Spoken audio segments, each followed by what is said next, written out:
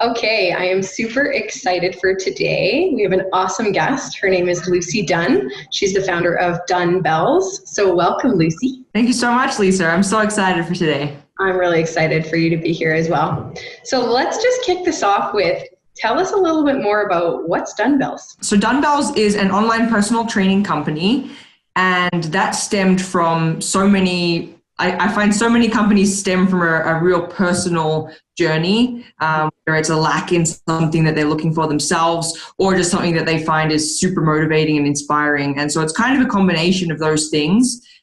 So it is online personal training for women, but myself, after losing over 65 pounds and it taking a lot of years and having a lot of ups and downs in that journey, it really was identified to me that I'm not only passionate about this sort of work and helping others, unlock those secrets and unleash their true selves, but it's also, I found that there was never really one right way or one easy way.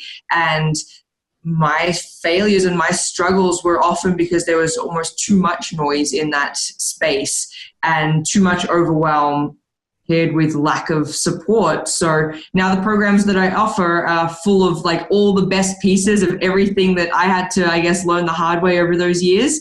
And now I'm blessed enough to be able to empower women to make those changes for themselves. That's super fantastic. And I know you yourself have gone through huge transformation. I hope you don't mind me saying, but I think it's pretty awesome. I've seen a lot of the before and after pictures that you share on social media, and it's wowing.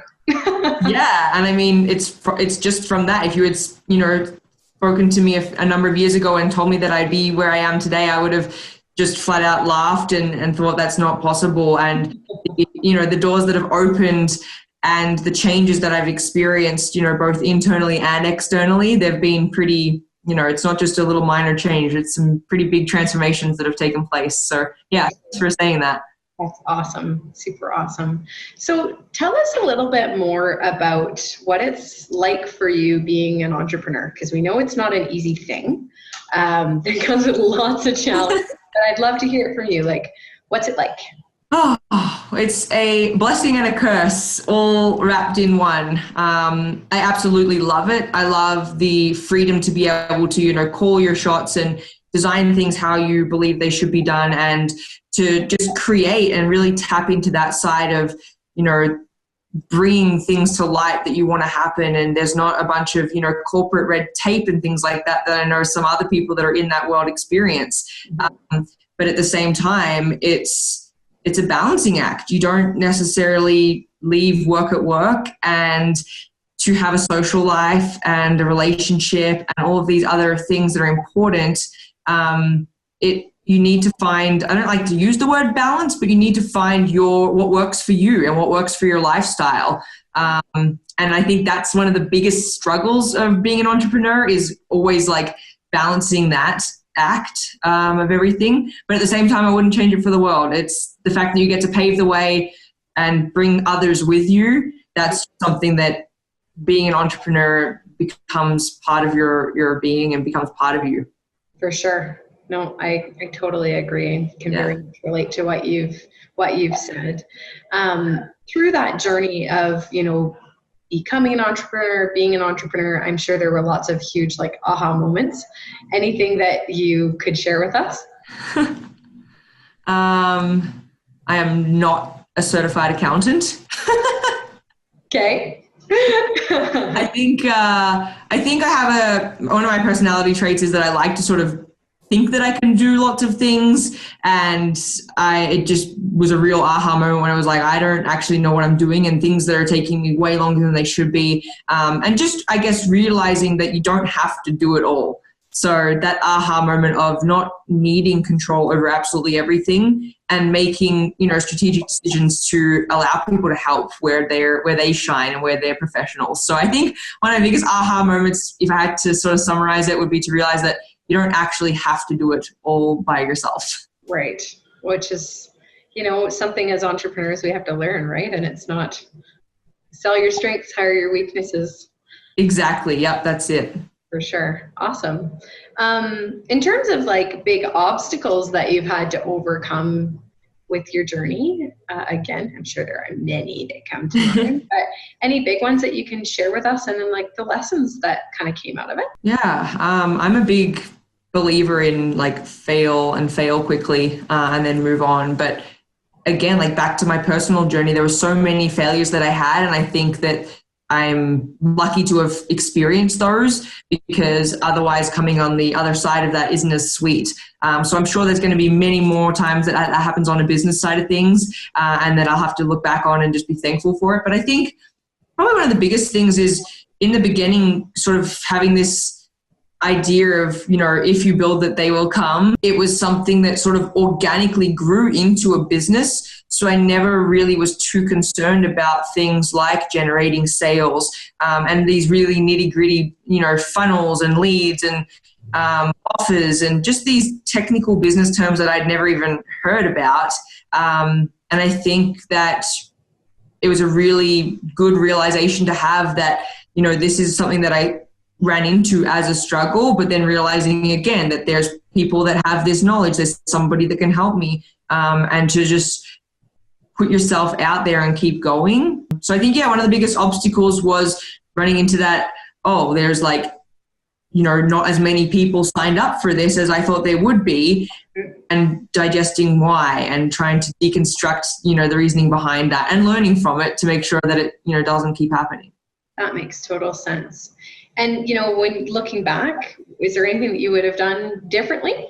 Honestly, no, because I think that the lessons that I learned from it have been so valuable that if I just skipped past those steps, it would probably happen on a bigger scale down the line where it would become much more detrimental to the company. So I think that I'm sort of grateful that they did happen, because I've been able to learn from them and take the appropriate steps to fix it up the right way versus just the quick fixes and things like that. Fantastic. So I was looking at your social media the other day, and I noticed a picture of these ladies, and they're wearing these Be the Fire t-shirts. Can you tell us what is that?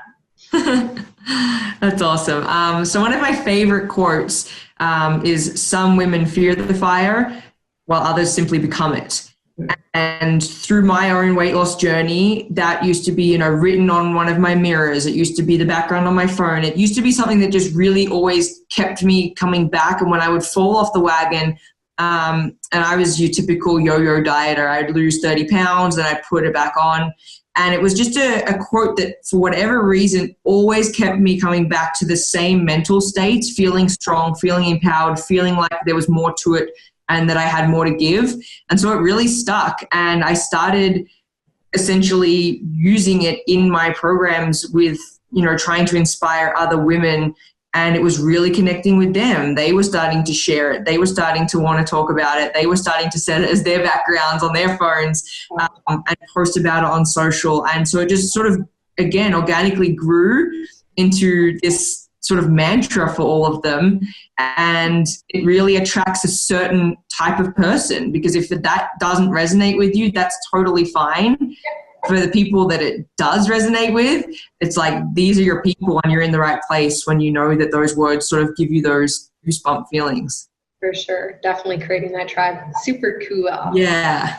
What about like people that you really look up to, like leaders that have kind of shaped your evolution as a leader and helped you grow? There's been many people, both local and people that I've never met. And, you know, you listen to podcasts, you read books and things like that. On the local side of things, there's a bunch of local business owners, yourself included, Lisa, that I think I've sent you a message and sort of tried to let you know. But basically it's like people that they don't have to be in the same industry, but they're just dedicated to what they do. They're consistent. They're not flopping all over the place, and they're not getting stressed out when, you know, economy crashes and just things like that, where they stand up when everybody else falls down. It's people like you and other people in business communities that I've been able to know for a number of years and connect with and just always see, and just, you know, you keep your eye sort of on what they're doing. And it's those things that keep me going and keep me pushing. Because in my personal life, my friends, my family, my partner, it's not there because it's completely separate. The business and the mentorship and the leadership needs for me to come from somewhere else in that sort of business world so that I can have that separation. That's awesome. Thank you for sharing that and for saying that. That's super kind. Aw. And, I think that as entrepreneurs, your needs almost shift and morph as well as you grow as a leader. And I think that, it's that common phrase of going back and rereading a book the second time, and you get a totally different, viewpoint, or take something totally different out of it the second time you read it, because the material hasn't changed, but you have as a leader, which is kind of cool. Yeah, you're exactly right. So I wanted to also ask you about the Women Build Ambassador program that I've also seen on social.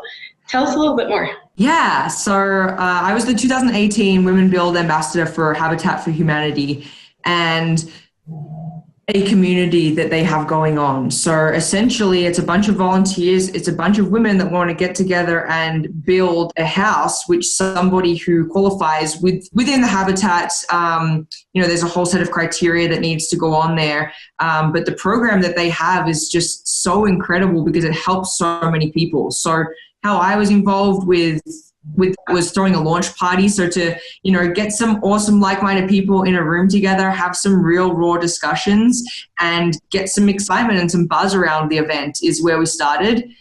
We shot some promo videos, and then I was actually, on site building, and it was so awesome to see so many people, myself included, out of their comfort zone. I am definitely not a handy tool person, even though I like to give it a crack, but it doesn't always end well.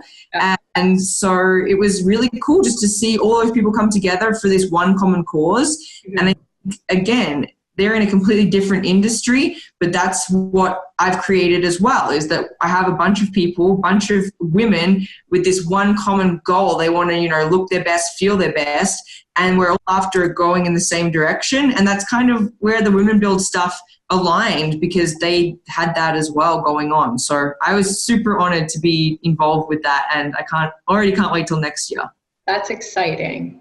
And I've noticed that giving back is a huge part of who you are as a person, and a huge part of the Dunnebells brand, which is, I just admire so much. I've watched your Lifestyle Ambassador program, and you spoke at YYC Fit, and that, correct me if I'm wrong here, I believe that helps support kids' cancer care. I'm not that one. There was an event that same weekend that we did, a bunch of actual in-person events I do for charity. Okay. So we did a run, and then we did a boot camp, we did a yoga, we held it at a brewery, and that was in support of kids' cancer. So a number of different ways to, I think, always give back is something that when I was starting the business was just sort of ingrained in it as almost like a pillar, to be always there with whatever I'm working on. Awesome. That's really great. And would you say that that's contributing to why people are choosing kind of the Dunnebells brand over, going another route for personal training or lifestyle coaching? I like to think so. Again, I think the programs are not for everybody, and that's okay. And I think the people that are wanting to have an impact on their own life and other people, that's what we're attracting. And that's why it is growing organically, because people, for the most part, they want to do that. And if you're comparing, trainer A and trainer B, and with trainer A, you can, donate this much money and you can get these results and you can have this lifestyle. I like to think that, positions me differently in the marketplace, because there are all these other perks that come along with it, simply because that's what I found was also lacking in the market. Yeah, for sure, which is pretty remarkable. I love it about your brand. Thank you. Tell us a little more about what it looks like to work with you, Lucy, because I know that you have a couple of different programs, but I'd love to hear some specifics if you wouldn't mind sharing. Yeah, absolutely. As in program specifics? Yeah. For sure. So what you receive is some custom nutrition, custom workouts, and the community. So those are the three things that I've really found when I was trying to lose all of the weight. Those three things, when they're married together perfectly, create results. And so the programs are really tailored to be around lifestyle, so that you shouldn't have to miss out on going to dinners. You shouldn't have to skip your friend's wedding because you can't, eat and drink all the delicious things that are going on there. You can't go on vacation. There are all these life things that happen. And so the programs are really tailored to set you up to learn how to go through that and still have the results that you want. It's really about stepping away from the scale and not obsessing about that number and focusing on how you look, how you feel, because you see the results. And so let that speak versus getting, worried about what that number said on the scale for whatever reason that, means to you.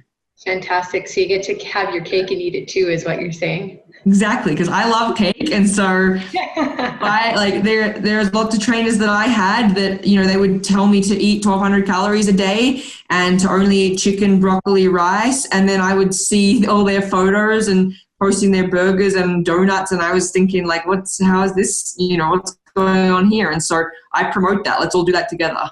Yeah, totally. Oh, that's awesome. I like cake. Who doesn't? I love cake.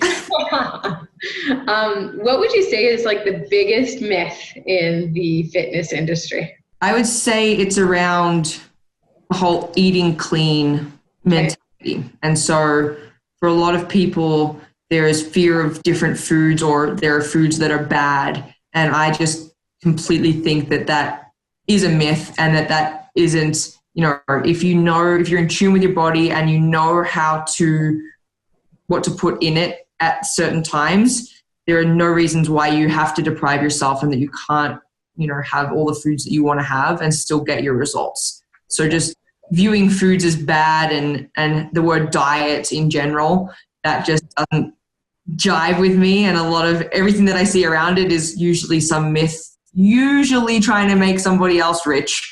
What I find for the most part. That makes total sense. Mm-hmm. Makes sense. Awesome. Well, I super appreciate you sharing all of this with us today. If you want to learn a little bit more about Lucy and Dunnebells, you can go over to www.dunnebells.com, and we'll also post on the video that URL, so it's a little bit easier to find as well. Thanks so much, Lucy. That's awesome. Thank you so much, Lisa. You bet.